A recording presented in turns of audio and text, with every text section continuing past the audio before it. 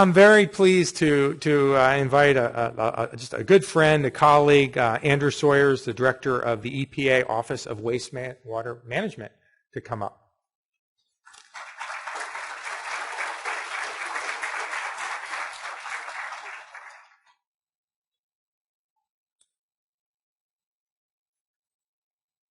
So thanks, Jeff. Thanks to the EFC, Environmental Finance Center, for inviting me. I've been engaged with the Environmental Finance Center for a long time, frankly, almost 14 years. Spent a lot of time working as an Environmental Finance Advisory Board member to EPA for a significant portion of that time, and really understand the value of the Environmental Finance Network. And so we've been good partners, and I appreciate the work they do. They do incredible work. And EPA, in many ways, have built upon the work that the environmental finance centers have actually engaged in. And so thanks to you. Thanks again for inviting me. I wanted to talk briefly. And, you know, one of the problems you run into going after Stan has such a breadth on these issues. So Stan talked about pretty much everything I was going to talk about. But I've just decided I'm going to continue. I'm going to say exactly what Stan said, and perhaps a little more. So I wanted to talk briefly about the challenges, and I'm talking about the challenges based on some of the things that I'm seeing at the national EPA level. As the director of the Office of Wastewater Management, much of the wastewater conversation about whether it's a wastewater treatment system upgrade or stormwater management upgrade, much of that conversation goes through the office. And so obviously treatment is a significant part of it, enforcement is a part of it, but financing becomes sort of the linchpin, if you will. And we spend a significant amount of time trying to figure out ways to address the financing issues related to wastewater management. For a very long time, I spent a lot of time also doing the drinking water financing. I was the state revolving loan fund manager in the state of Maryland for both drinking water and clean water.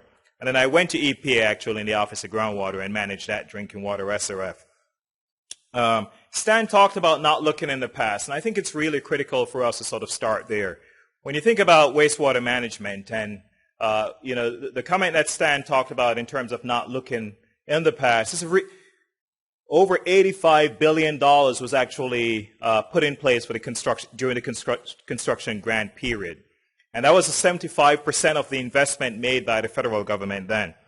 It has changed significantly. As Stan says, that's not going to be here anymore. We're not going to be at a point where there's going to be a lot of subsidy and sort of federal grant programs, state grant programs financing water and sewer.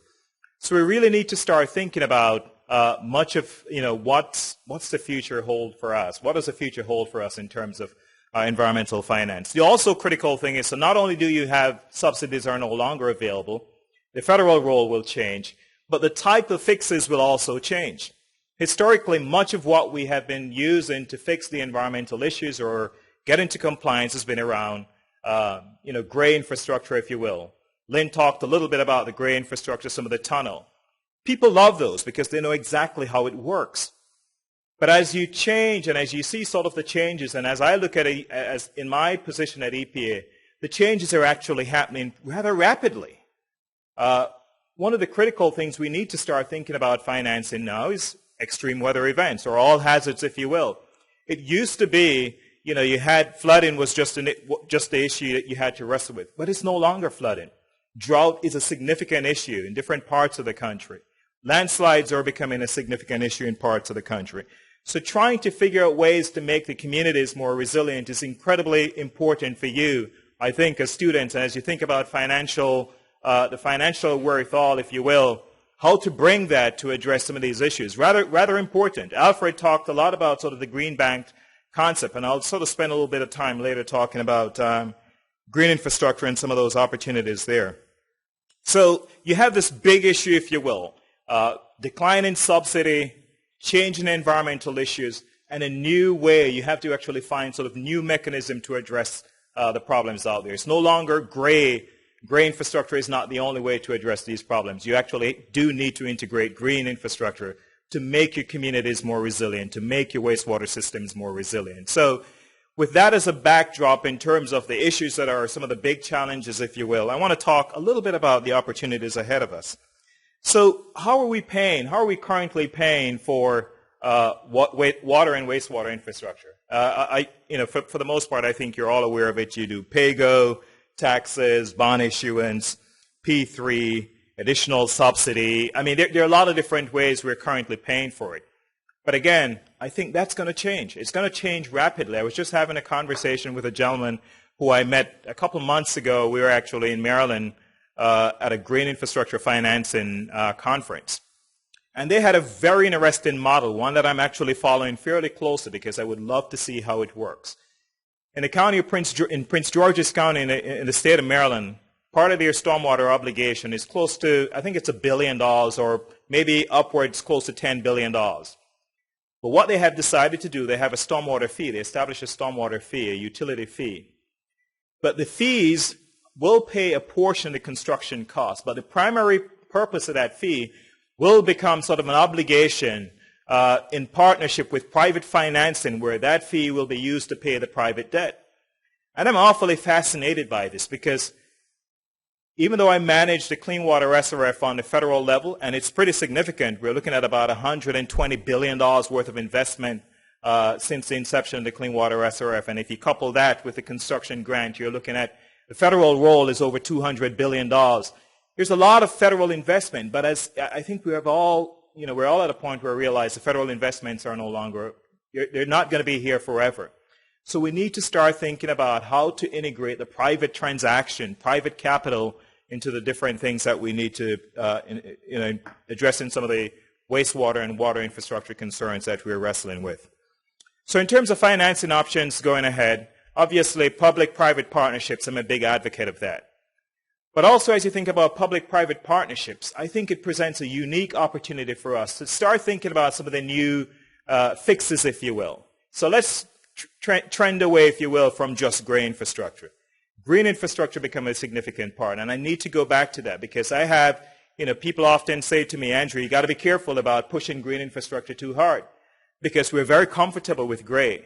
But the point I want to make here, you have to have a balance. I think it's, I see Alfred smiling, and I've had cities who have actually, are coming to meet with me to say, we really need for you to talk about the balance. So I want to make sure I put that point across. There's a balance. There's a green-gray fix, if you will. But as you think about what is the option that's best available for you going ahead, I want to just point out there are a few things I want to mention. So one is I do a lot of work in trying to encourage local government to have realistic capital improvement plans. And so I'm sort of talking about projects on the ground and, sort of closer to the ground. One of the things we see, a lot of communities, historically did not spend a fair amount of time on their CIPs, the capital improvement plans, which sort of give you a projection of projects going ahead. But what I see happening now in many communities, it's no longer 20-year capital improvement plans. It's actually 2 to 3 year capital improvement plans. There's sort of a immediate need issue. And again, you need to balance that immediate need in the longer term. So 5-year capital improvement plans are actually becoming very important. And what I see as a significant trend is not just gray anymore, but green-gray in CIPs around water and sewer. So helping to sort of move your capital improvement plans to address the broader needs and integrate both gray and green is critical. And there are many communities, I think Lynn talked about Philadelphia, but there are many other communities across the country that are really putting a lot of infrastructure and a lot of resources into sort of the green-gray concept. Dubuque, Iowa, there's interesting work there. I think Karen Massey just talked a bit about the work in New York City where the New York Environmental Corporation actually financed the energy efficiency project where residential homes are benefiting from public investment and private investment. That's a project whenever I talk, I say this is what the SRF is capable of doing. It's actually capable of bringing in both public-private capital. It's bringing in the equity field, sort of the equity side, bond issuance side, where they did not put up a cent. They essentially guarantee a $26 million transaction that's retrofitting a significant part of many homes within New York City to get energy efficiency appliances in their home using public investment. So those are the kind of things that are possible and some of the things that we need to think about going ahead. Other communities that are significantly integrating green in how they address wastewater management, you have Syracuse. Washington, D.C. actually has a very innovative concept, very innovative idea now where They actually opened up their long-term control plan, and they're now integrating green, in some places substituting the green for gray, with significant cost savings and environmental benefits and return to the larger Washington, D.C. area. Another area I want to focus briefly on is facility planning. And so, this really became an issue for us. During Sandy, the Sandy event in New York City, we realized how much work we had to do in making sure our communities were better prepared and more resilient. The issue around water efficiency, energy efficiency, I manage a program, the WaterSense program, which I think many of you have heard of. That program provides significant benefits across the country. When you look at some of the, the savings over the years, it's just pretty phenomenal. But WaterSense, there are many other energy efficiency projects, programs, and water efficiency programs across the country that we really need to think about as concepts that can be applied elsewhere. To local utilities, I think it's critical for you to start thinking about using some of those concepts. We're seeing these so-called net zero type operations, which are financed either by public sector or private sector or with SRF, that are actually doing an incredible job pretty much managing everything on site. Everything on site is actually run by the energy produced. Also technology. Technology is a critical area for us. So when you think about environmental finance, it's not just financing some of the environmental improvements in terms of scrubbers and reducing emissions, but the type of technologies that are being financed, they're actually changing a lot. So much of what we're thinking about now is partnering with external organizations to better understand what are some of the things we need to do to verify the type of equipment and technology that's needed to advance environmental improvements. There's a concept that I won't dwell on much, but this idea of integrated planning. Integrated planning talks about communities looking at their wastewater obligation and essentially prioritizing what is most important. This, I think, will be awfully important to many communities across the country as you think about environmental financing going ahead. What it does, it focuses primarily on what the community's environmental priority is, but it also addresses issues around affordability because it helps you with whether it's extending the schedule, the enforcement schedule. It gives you a framework to better address those issues going ahead.